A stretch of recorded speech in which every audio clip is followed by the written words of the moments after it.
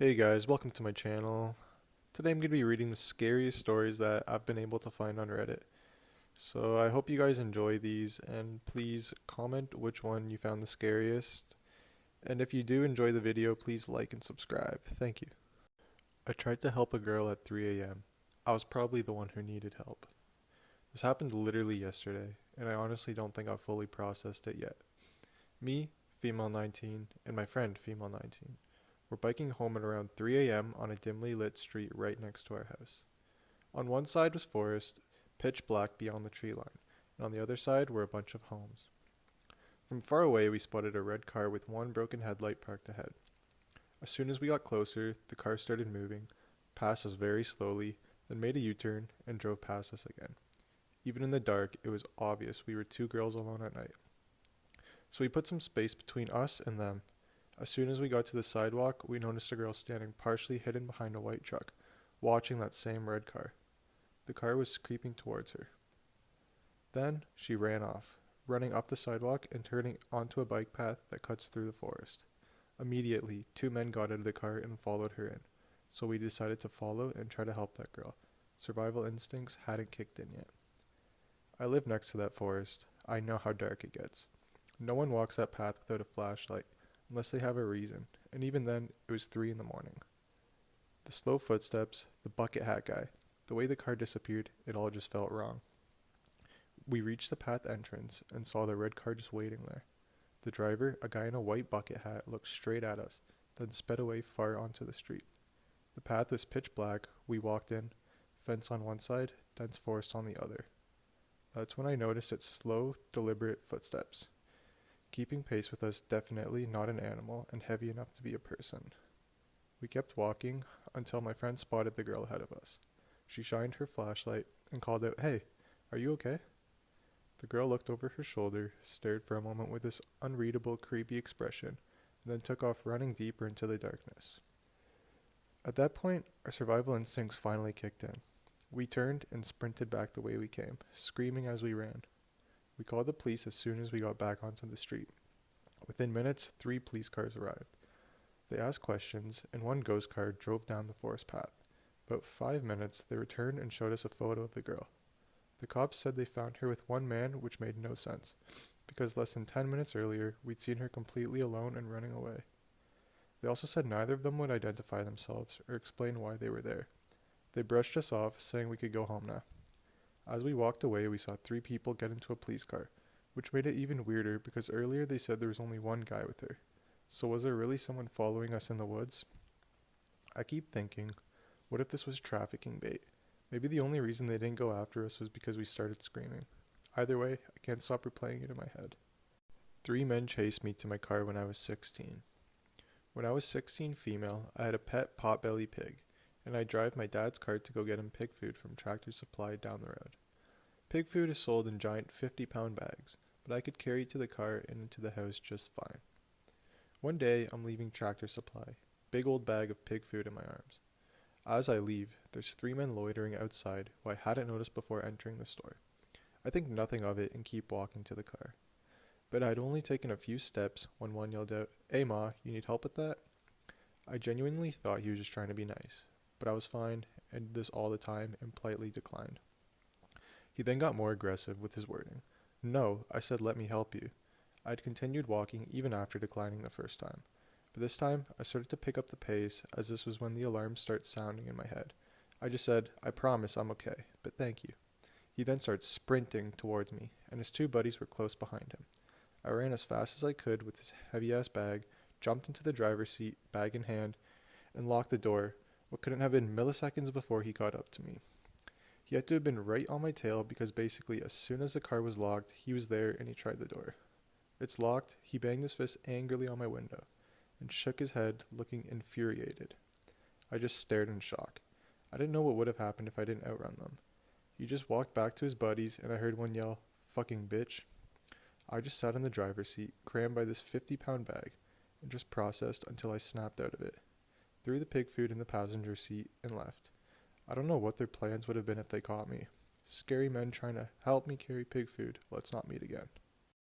He pulled a knife on our first double date. When I was about 23, my friend Emily was using Tinder and matched with a guy. She sent him a photo of me, and he told her his friend was interested. Before I knew it, we were planning a double date. Their idea of a first hangout, a hike. The guys picked us up and drove us to a desert-like trail where you could only see the city and neighborhoods from far away. I already felt a little uneasy, but I hadn't promised anything.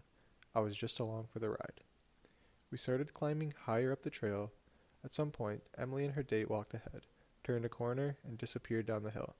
That left me alone with him. The second they were out of sight, I felt his arm wrap around me. Something pressed against my neck. I looked down and realized it was a pocket knife. I let out a nervous laugh, probably pure shock, and he actually grinned and said, "You laughed, you're my kind of girl." Then he slipped the knife back into his pocket and kept his arm around me like nothing happened. I tried to move forward quickly and get through the rest of the hike. Afterward, they brought us back to his family's house. Apparently they were really wealthy. I left my sweatshirt there by accident. Later, he sent a picture of it to Emily, saying I'd get it back next time I came over. There was no next time. I never saw him again. Let's not meet. Is this man dangerous and a potential stalker, or am I overthinking? Help. I, 28 female, recently started casually dating a guy I met while working at a bachelor party. He was charming, funny, handsome, accomplished, and an unorthodox priest. At first I wasn't sure about him, distance plus career, but he kept pursuing me, even offered to come visit me in Florida. I figured I was being shallow and close-minded over things, so I agreed to go out. He planned thoughtful dates, met my parents, seemed like a total gentleman. Before he went back to New York, he asked if I'd road trip with him and his dog. I normally would never do that with someone I barely knew, but he earned my trust and I figured, he's a priest, what could happen? As did my parents. From the start of the drive, my gut felt off. He asked me weird questions like, "What's the scariest situation you've ever been in?" And again, that night at a Motel 6, he joked, "If you see me staring at you in the middle of the night, don't worry about it." Creepy, but I laughed it off because he was a funny guy, and I thought he was just trying to break the ice of sleeping in the same space for the first time together. When we got to his house at midnight the next day, which is attached to a shut-down church, things got worse. The place looked abandoned. No food, no utensils, no towels, nothing. Just a pile of dirty laundry and scattered papers on the floor when you first walk in. At this point, I'm freaked out. It looks like he's a squatter, which is the exact opposite in what you'd expect from a priest/Yale/Cambridge graduate. So I don't know if this man actually lived there or not. I didn't know his intentions with me anymore. Everything seemed so off. He showed me to my room and says he's tired and going to bed and leaves for his room before I could turn the light to my room on. I gasped when I turned the light on. The only furniture in the room he showed me to was a borrowed bed with straps tied to the corners. I closed the door that he didn't lock and stayed up till 4 a.m. praying, thinking about how I tore my ACL and couldn't run. He knew I was vulnerable. I didn't dare try to leave in the middle of the night, so I played it safe until the morning. Because if this man was planning on something I didn't want to cause any trouble, that could cause me harm. I fortunately woke up the next morning, and while he was out at work for a few hours, which was strange to me because I thought he had off for a month, I went around the house documenting everything. It almost felt even scarier in daylight. Completely empty, like he didn't really live there. No sheets on his bed, no clothes in his closet, no nothing.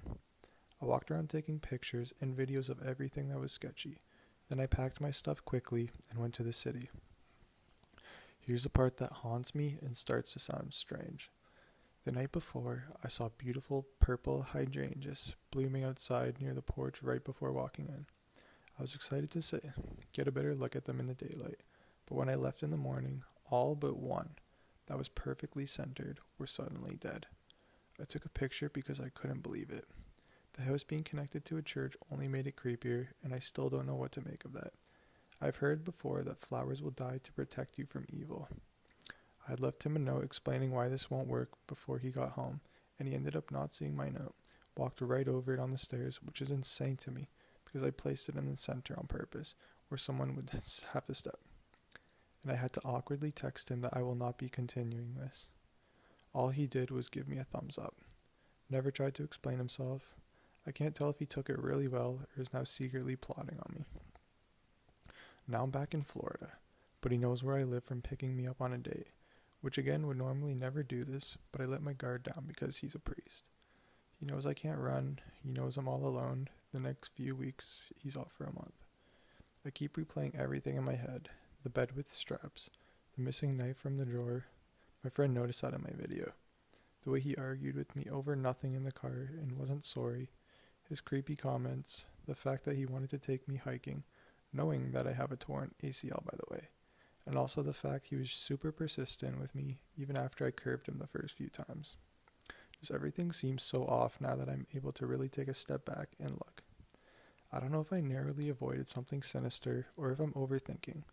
I don't know if I was intentionally targeted by some psychopath, but I can't shake the fear, and I worry about other women he might charm the same way.